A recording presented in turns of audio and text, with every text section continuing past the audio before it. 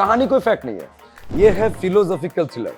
अब फिलोसॉफी अगर हम ऐसे समझाए तो कौन समझेगा, ऐसे करके चुप कर जाएगा ना। वो मैं सोचा कि ऐसे बनना चाहिए इस राइटर कैरेक्टर के लिए जो अच्छा एक्टर तो हो ही और एक स्टार ना हो। यशपाल जी फ्रेम अपना आप बना के चले जाते हैं। हमारे सामने अभी एक्सपोजर हो गया है वर्ल्ड मूवीज का, बहुत आसानी से हम लोग चूज कर सकते हैं क्या देखना है, किस जॉनरा को हम पसंद करें ना पसंद करें, ऑप्शन ज्यादा बढ़ गए हैं। ऑस्कर की आजकल हर कोई बात कर रहा है। अभी रिसेंटली आरआरआर ने ऑस्कर जीता। किसी को टारगेट था फिल्म फेयर का, किसी का तो नेशनल अवार्ड का, किसी का ऑस्कर का। और अगर एक ऑस्कर से भी बड़ा प्राइस के मूल्य अगर इंडिया अनाउंस करते कल ना, तो यहाँ पर लाइन लगेगा। हाय टीम छिपकली, वेलकम टू दिल्ली। कैसा लग रहा है दिल्ली आके? दिल्ली तो बराबर बढ़िया लगता है। दिल्ली में जितने बार आया थिएटर को लेकर आया हूँ, पहले बार फिल्म के प्रमोशन में आ रहा हूँ तो अलग ही फील हो रहा है। और थिएटर में तो बहुत सारे प्लेस वगैरह आप डायरेक्ट करते आए हो इतने सालों में। हाँ। हिंदी की आप पहली फिल्म लेकर आ रहे हो जो आप डायरेक्ट करी है, कैसा एक्सपीरियंस रहा है? नाम बड़ा हटके रखा है, पहली बात तो ये छिपकली। इससे पहली चीज जो मुझे याद आई थी वो एक फिल्म आई थी बहुत टाइम पहले, मक्खी। मक्खी। तो अभी मैं उस बारे में बात जरूर करूंगी। But Tanishtha, welcome to Delhi.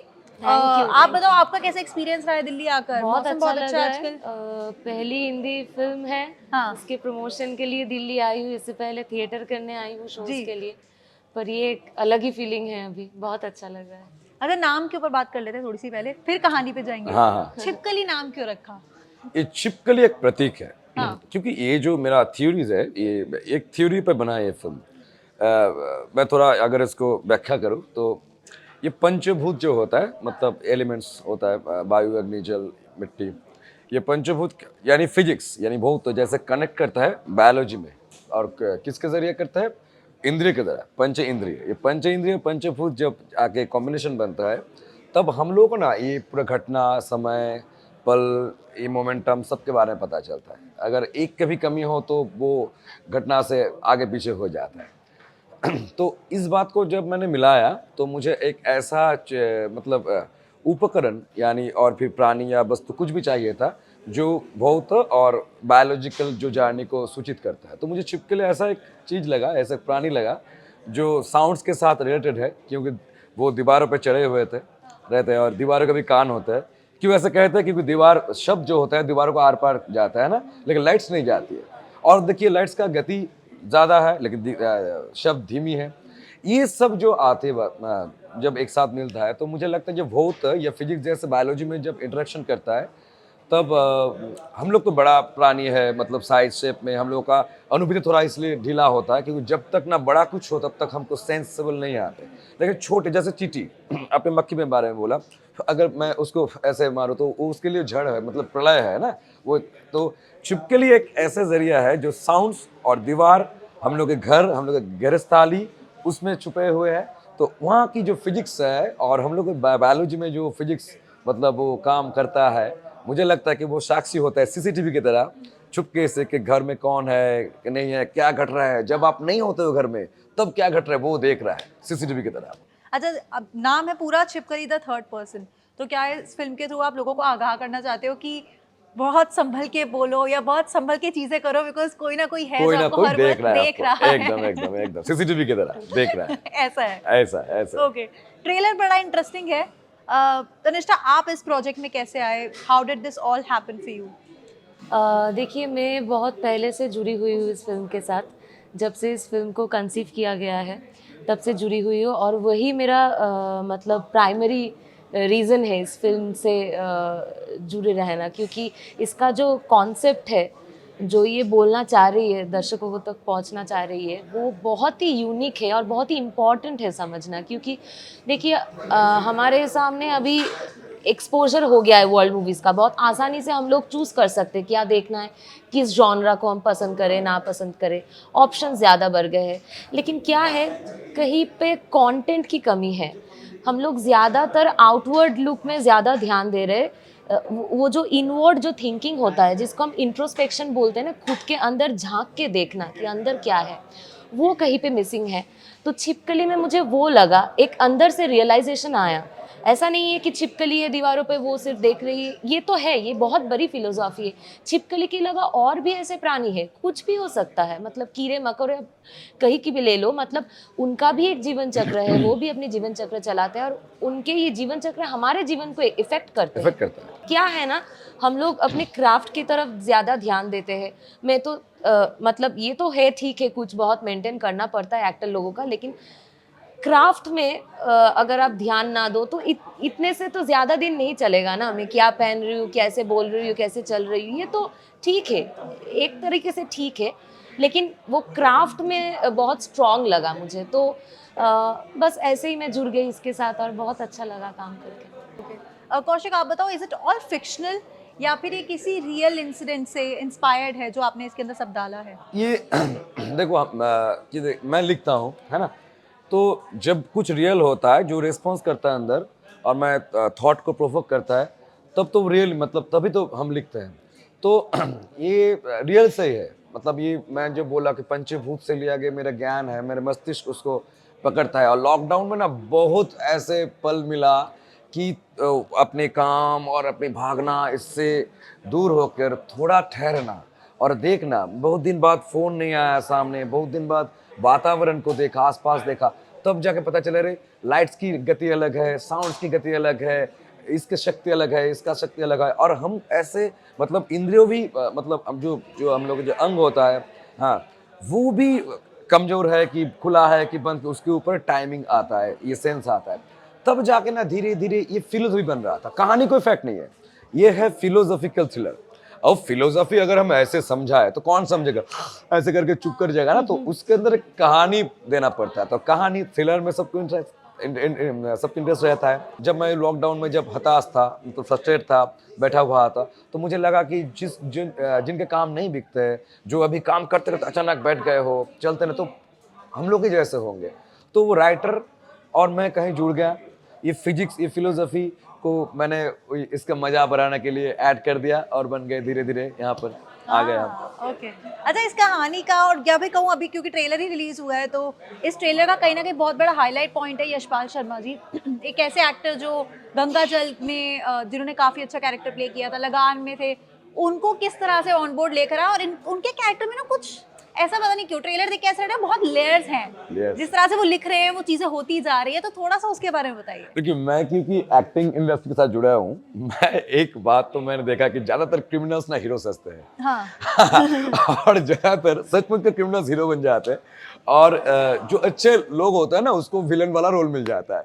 हाँ, तो विलन वाला रोल में अब तक के विलन जितना है, एक दो छोड़ के, मिस्टर इंडिया, मोगम, ऐसा छोड़ के, ज्यादातर विलन ना बहुत कोई डायमेंशन नहीं होता रोल में, उसका कोई अच्छा ही नहीं होता। वो बस लड़की को उठाता है और हीरो से मार खाता है। ये ना पग्गा है। हाँ, लेकिन वर्ल्ड मूवी में देखो, वर्ल्ड क्लासिक लिटरेचर में देखो कि वेरिएशन होता है, हीरो का भी, मतलब उसका पतन होता है, उत्थान होता है, एक जर्नी होता है।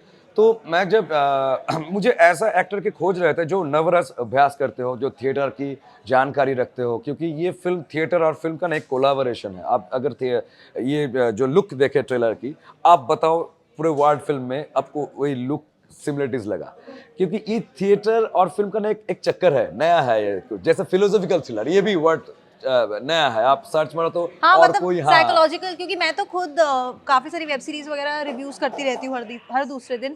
साइकोलॉजिकल थ्रिलर होता है, नॉर्मल थ्रिलर्स होते हैं, सस्पेंस थ्रिलर होता है, but philosophical thriller is the word जो शायद मैंने पहली बार हाँ सुना। हाँ हाँ, तो ये जॉनरा है इसका। हाँ। तो मैं सोचा कि ऐसे बनना चाहिए इस राइटर कैरेक्टर के लिए, जो अच्छा एक्टर तो हो ही और एक स्टार ना हो, क्योंकि मैं जो उसके ऊपर देने वाला हूँ, उसको चढ़ाने वाला हूँ, वो तो स्टार नहीं सुनेंगे मेरे बात।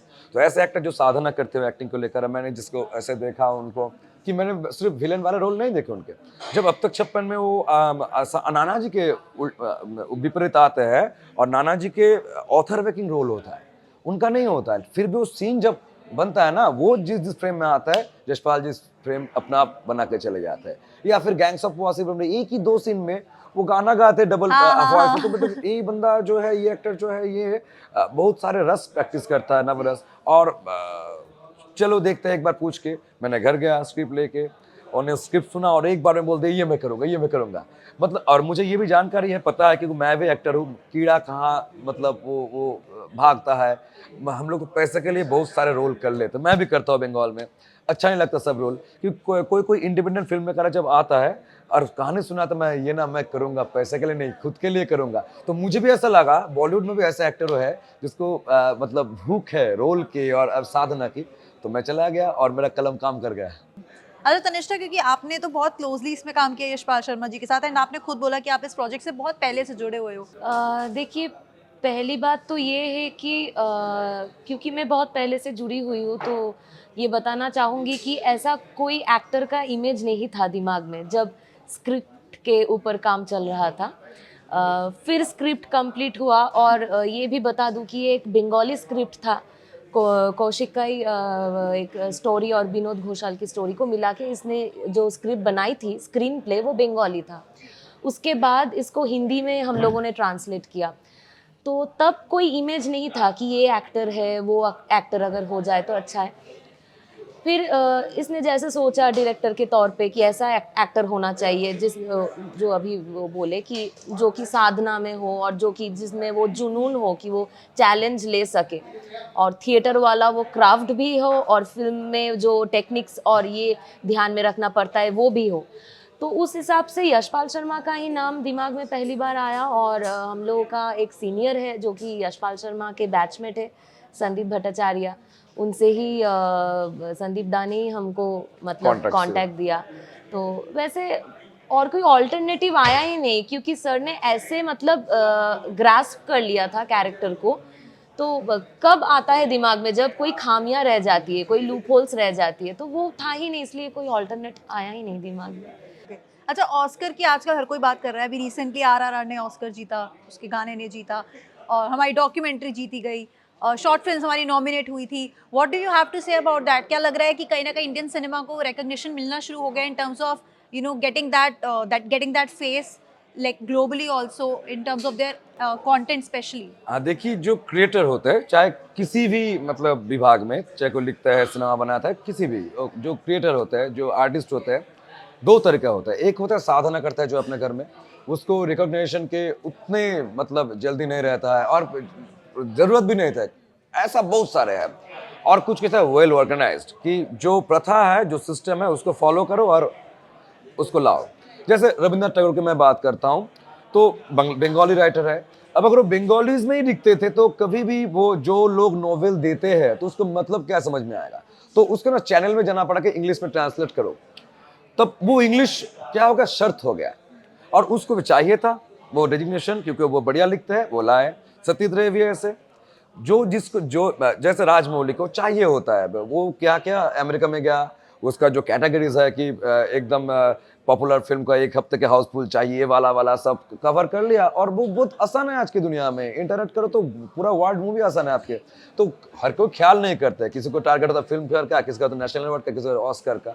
मगर जो क्रिएटिव होता है, कुछ बंदा होता है कि अपने ख्यालों में रहता है, कि वो सब करने में ना बहुत बहुत वक्त निकल जाता है, कि आयु लिमिटेड होता है। तो ये भी जो लोग कर रहे हैं ऑस्कर के लिए भाग रहे हैं, वो भी सही है। और ना भागो तो भी क्रिएशन कहीं मरता नहीं है, क्योंकि ऑस्कर से पहले बढ़िया बढ़िया क्लासिक बन गया साहित्य में, शिल्प में, और अभी आगे बनेंगे जब ऑस्कर नहीं रहेंगे तो। और अगर ऑस्कर से भी बड़ा प्राइस के मूल्य अगर इंडिया अनाउंस करते कल ना, तो यहाँ पर लाइन लगेगा, तो ऑस्कर कोई फैक्टर नहीं होता। अच्छा, इसी के साथ thank you very much for your time today Kaushik and Tanishka. And जैसे मैंने स्टार्टिंग में ही आपको बोलते थे, मैं मिली थी तो मैंने बोला कि ट्रेलर में बहुत कुछ होता हुआ दिख रहा है, इसलिए कंफ्यूजन क्रिएट हो गया कि कहानी में क्या क्या होने वाला है, क्योंकि काफी सारी layers, it's not a simple trailer. नहीं, सिंपल नहीं है कि आप गेस करो कि क्या होगा, लेकिन वो गेस करोगे भी तो भी पता नहीं चलेगा, ये मैं दावे के साथ बोल देखो। सकती और हूँ। कि जटिल लगता है, लेकिन जटिल नहीं है, क्योंकि सरल पद से ही जटिल, दो सरल चीज जब आपस में जुड़ता तो जटिल बनता जाता है। हम बस उसको खोलते खोलते गया है, ये वर्ल्ड ही है जटिल, बस अलग अलग एलिमेंट में भाग, जब मैं उसको भाग कर देता हूँ तो बहुत सरल बन जाता है बस। ओके, तो जो आपने जिस जटिलता से मुझे बताया है कि वो जटिल जटिल चीज़ों को हम खोल रहे हैं, आई रियली होप लोग उसे देखें एंड उसको एंजॉय करें, क्योंकि आई थिंक थ्रिलर्स लोगों को बहुत पसंद आती हैं। हाँ। आपको बैठा के रखती है, एंगेज रखती है, तो वो एक बहुत अच्छी चीज़ होती है थ्रिलर्स की। एंड ये फिलोसॉफिकल थ्रिलर है, जो शायद हमने वर्ड नहीं सुना था। सो आप लोग देखिएगा एंड कमेंट सेक्शन में वापस आके बताइएगा कि फिल्म कैसी लगी। फिल्म का नाम है छिपकली, जल्द ही रिलीज होने वाली है थिएटर्स में। Thank you very much for your time, all the very best. आपको Thank you. बहुत सारी